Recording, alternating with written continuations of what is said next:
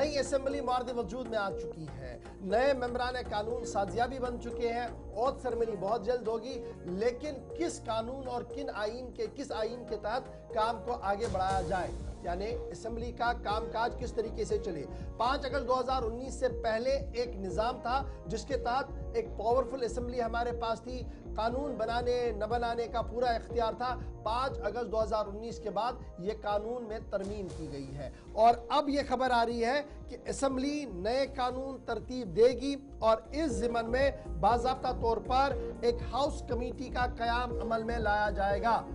और ये पूरा निज़ाम जो है, ये पूरा हाउस जो है, ये उन्हीं रूल्स पर बाद में चलेगा। लेकिन जब तक वो रूल्स बनेंगे तब तक जो 5 अगस्त 2019 से पहले वाला निज़ाम हमारे पास मौजूद था, उसी निज़ाम के तहत असेंबली को चलाने की बात भी रखी गई है। लेफ्टिनेंट गवर्नर साहब नोट देंगे उस स्टेशन को जो स्पीकर के साथ उनकी होगी, यानी स्पीकर की नामजदगी होगी। फिर स्पीकर साहब जो है वो हाउस कमेटी को बनाएंगे, हाउस कमेटी नए कानूनों को बनाएगी। इसमें थोड़ा सा टाइम जरूर लग सकता है, लेकिन तब तक अगर असेंबली का इजलास तलब करना पड़ा तो वो पुराने कानूनों के तहत ही किया जाएगा। इस तरीके की बात जो है वो सामने रखी जा रही है। 5 अगस्त 2019 से पहले एक नवियत, एक हैयत थी हमारी असेंबली की। 5 अगस्त 2019 के बाद तरमीम शुदा जम्मू कश्मीर के अंदर जो नए कानूनों का इतलाक हुआ, यूनियन टेरिटरी बनी, तो यहाँ पर कानून मुकम्मल तौर पर डिफरेंट चले गए हैं। इमरान नाइक हमारे साथ है इस बड़ी खबर पर। इमरान, असेंबली इंतखाबात कराना एक बड़ा चैलेंज था, मुकम्मल हो गया, हुकूमत बनाना बन गई है, सबकी नज़रें अब असेंबली के इजलास पर है। लेकिन इजलास कराने के लिए एक गाइडलाइन, एक रूल बुक होता है। माना जा रहा है कि उस रूल बुक के अंदर काफ़ी तरमीम होगी और काफ़ी तब्दीलियां होंगी और उस ज़िम्मन में लेफ्टिनेंट गवर्नर, स्पीकर साहब और उस कमेटी पर सारा कुछ निज़ार होगा जो इस नई तरमीम को सामने रखेगी। क्या कुछ डिटेल्स है आपके पास? जी बिल्कुल, जैसे कि आपने आगाज में ही कहा कि 2019 के बाद जम्मू कश्मीर में जहां तमाम जो कवानीन है तब्दील हुए और ख़ासकर जब हम लेजिस्लेटिव की बात करते हैं तो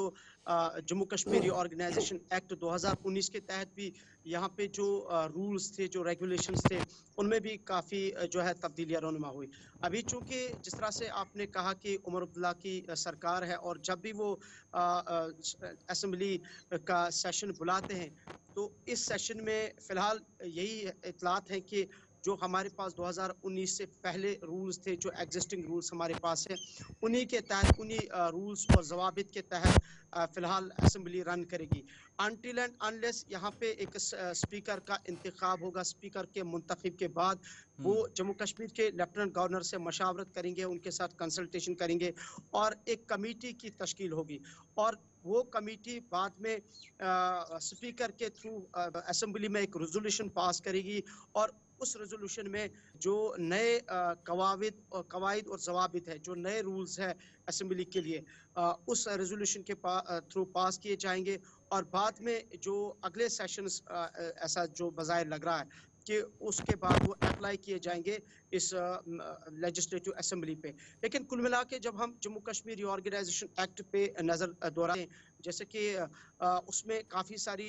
जो चेंज हुई 2019 के बाद इस एक्ट के तहत, तो यहाँ पे भी हम देख रहे हैं कि जब हम फाइनेंशियल मैटर्स की बात करते हैं और अगर किसी भी फाइनेंशियल कोई हमारे पास बिल है या बिजनेस है, उसको अमेंड करने की अमेंडमेंट, उसमें अमेंडमेंट लानी है या कोई बिल पास करनी है, ऑर्डिनेंस पास करना है, तो उसके लिए इस एक्ट के तहत लाजमी है कि जम्मू कश्मीर के लेफ्टिनेंट गवर्नर के साथ कंसल्टेशन ज़रूरी है और कंसल्टेशन के बाद ही आगे ये जो बिल है ये पास हो सकती है। तो कुल मिला के अगर हम इस असेंबली की बात करें तो 2019 के बाद जो जम्मू कश्मीर रीऑर्गेनाइजेशन एक्ट बना, तो इसमें हर जगह हम देख रहे हैं कि लेफ्टिनेंट गवर्नर की मुदाखलत, उनकी कंसल्टेशन बड़ी इंपॉर्टेंट है। ऑल्दो कि ये एक्ट में ये कहता है कि आप जो हमारे काउंसिल ऑफ मिनिस्टर्स है या जो कैबिनेट मिनिस्टर्स है, इनके पास वो इख्तियारात है कि ये कोई भी लॉ पास कर सकते हैं। सिर्फ उसमें पब्लिक ऑर्डर एंड पुलिस को छोड़ के तमाम ऑर्डर लॉज ये पास कर सकते हैं, लेकिन उन लॉज में भी उनको जम्मू कश्मीर के लेफ्टिनेंट गवर्नर की कंसल्टेशन ज़रूरी है। तो इसीलिए फ़िलहाल चूँकि के लिए कमेटी बनानी है और इस कमेटी, जब तक कि कमेटी तश्कील हो, स्पीकर और अच्छा, ये तो समझ आ रहा है कि चूंकि हम यूनियन टेरिटरी के अंदर है इसलिए इसलिए कानून में तरमीम की जाए। दूसरी तरफ से हम ये भी देख रहे हैं कि स्टेटहुड की ओर भी कदम बढ़ाने की कोशिशें की गई हैं, काबीना में जो वो भी लाया गया है, तो फिर वापस फिर उसी ओल्ड मेथड पर जाना पड़ेगा जब स्टेट वापस आएगी। तो फिर अगर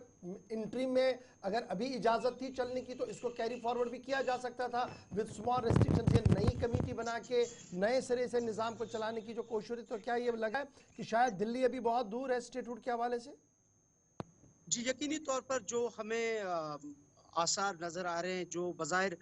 चीज़ें सामने हमें दिख रही है, तो इससे महसूस ये हो रहा है कि शायद स्टेटहुड में अभी टाइम लग सकता है और दिल्ली इस मूड में नहीं है। हालांकि होम मिनिस्टर, प्राइम मिनिस्टर साहब का ये कहना है कि अपने वक्त पे जम्मू स्टेटहुड वापस दिया जाएगा, लेकिन जब तक स्टेटहुड वापस दिया जाएगा और ज़ाहिरी तौर पर उसके बाद जो कानून है, जो ये अमेंडमेंट्स है, वो दोबारा से रोल बैक हो सकती हैं या हो भी जाएंगी, लेकिन जब तक स्टेटहुड को रेस्टोर किया जाएगा तब तक जम्मू कश्मीर रिऑर्गेनाइजेशन एक्ट को ही यहाँ के काउंसिल ऑफ मिनिस्टर्स को या लेजिस्लेटिव काउंसिल को फॉलो करना है। सो उस इंतजार तक ये सारी चीजें फॉलो अप करनी है, और इसलिए ये जो उमर अब्दुल्ला की क़यादत में लेजिस्लेटिव असेंबली का इजलास होगा, और पहला इजलास जो हमारे पास इतलात है कि वो एग्जिस्टिंग